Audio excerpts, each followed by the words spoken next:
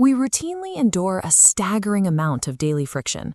We sit through grueling commutes, laugh at the terrible jokes made by managers we dislike, and perform hours of unfulfilling tasks for one specific reason: to accumulate money. Yet once we secure that paycheck, a strange contradiction takes over. We spend our entire waking lives acquiring this resource, but actively refuse to look at it once we have it. Think about the physical reaction that happens when you open a banking app or sit down to review a budget. For many, it triggers an immediate visceral anxiety, a knot in the stomach, a profound reluctance to even stare at the balance. If the exact thing we sacrifice our time and energy to obtain causes us physical distress to look at, our basic operating logic is entirely broken. The numbers sitting in a bank account are neutral. They are just mathematical units on a screen.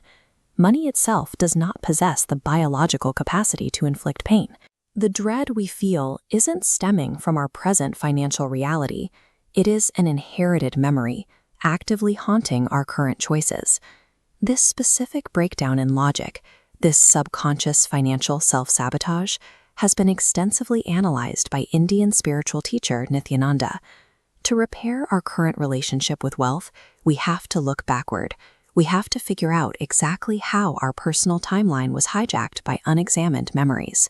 Consider a clinical example of how a past event overrides present reality. A 47-year-old man came forward with a severe, crippling phobia.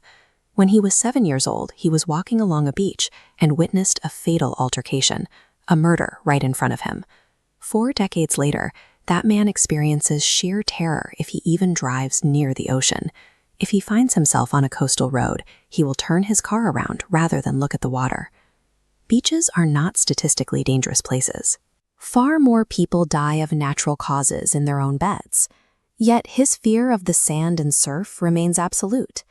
This psychological state is known as incompletion.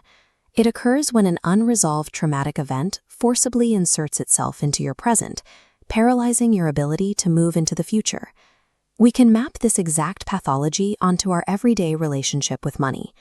The trauma might be less obvious than a crime scene on a beach, but the mental glitch operates the exact same way. Throughout childhood, our environments casually hypnotize us with toxic definitions. We absorb phrases like money means struggle, wealth requires suffering, or rich people are corrupt. As we reach adulthood, that deep programming matures into active, subconscious self-sabotage. You see this vividly in people who win the lottery. When an individual with this conditioning suddenly receives a large sum of easy money, their brain rejects the lack of effort. They will unconsciously create complex financial hurdles, terrible investments, or unnecessary stress just to make that easy money feel difficult. They twist reality to match their internal model that wealth equals pain. You cannot attract or hold on to resources if your mind is actively engineered to view those resources as a source of suffering.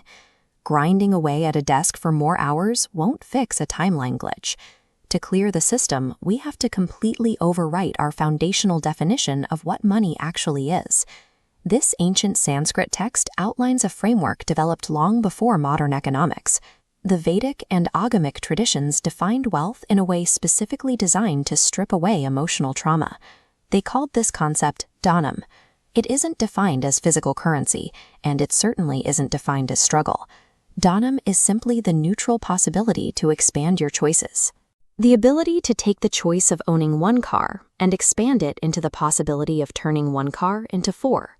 Opposite this pure definition is a psychological barrier called vasana. In this context, vasana is the agonizing state of knowing what your goal is, but lacking the mental clarity to even think about it because the unresolved pain is too loud. Holding on to a pain-based definition of money traps you in vasana. It effectively blinds you to the expanding choices and wealth that are already sitting right in front of you.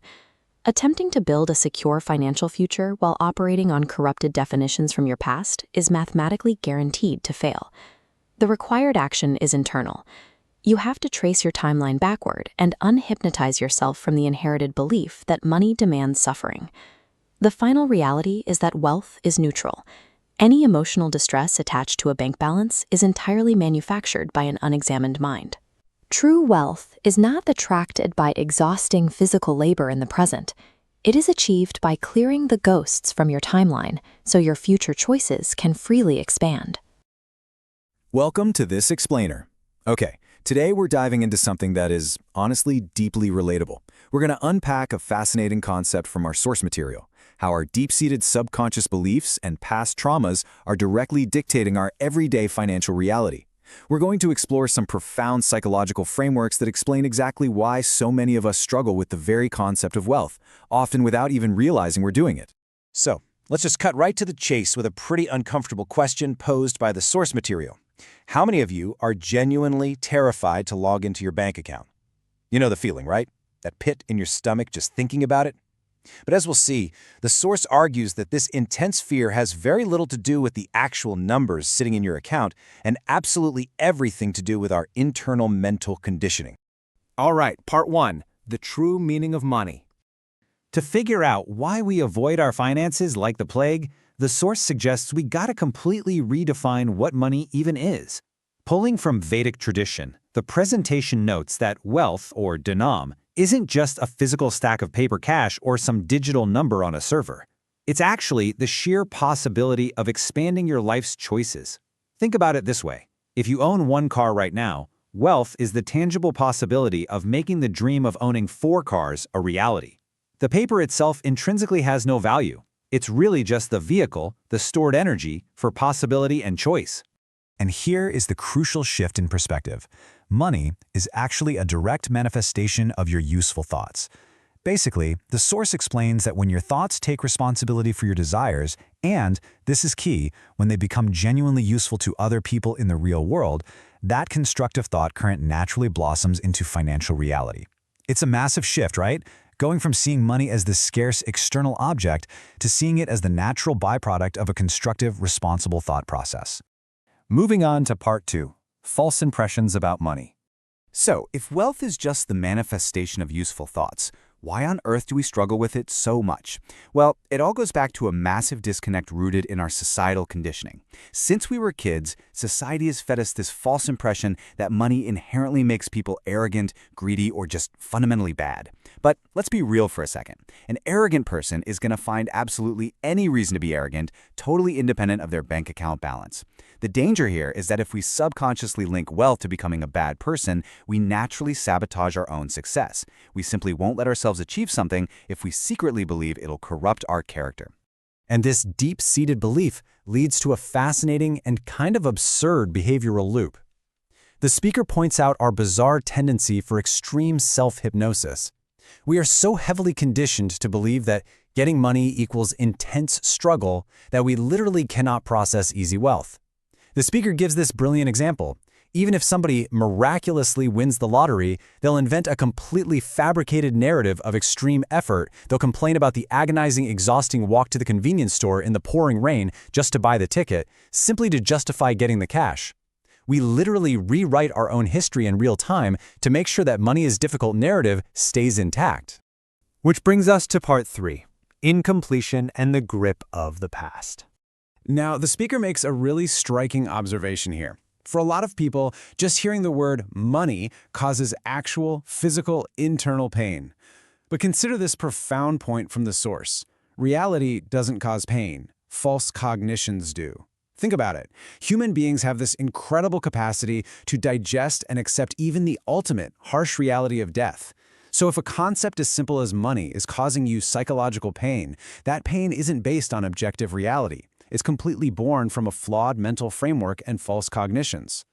To really grasp how these false cognitions take hold, the source shares this vivid anecdote. Imagine a 7-year-old boy who tragically witnesses a horrific murder on a beach. Fast forward 40 years into his adult life. That single childhood trauma literally dictates his geographical boundaries today. He absolutely refuses to drive anywhere near the ocean. Even on a cross-country commercial flight, thousands of feet in the air, he'll only look out the window when flying over solid land. He is absolutely terrified to even catch a glimpse of the water. Just one isolated past event has completely hijacked his present reality.